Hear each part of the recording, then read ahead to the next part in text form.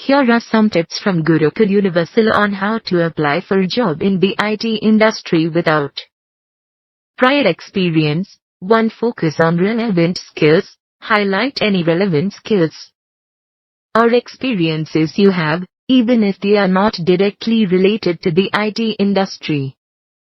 For example, if you have experience with coding or programming, even if it was in a different context, make sure to emphasize it in your resume and cover letter. 2.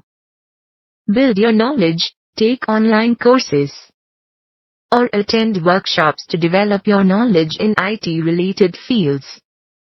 This will show potential employers that you are committed to learning and growing in the industry. 3. Build a portfolio. Create a portfolio of your work that showcases your skills and projects. This can include personal projects or contributions to open source software. This can help you stand out to potential employers. 4. Network. Attend industry events, conferences, or meetups to network with professionals in the industry.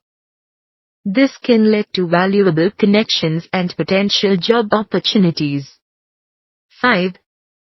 Apply for internships or entry-level positions. Many companies offer internships or entry-level positions that don't require prior experience.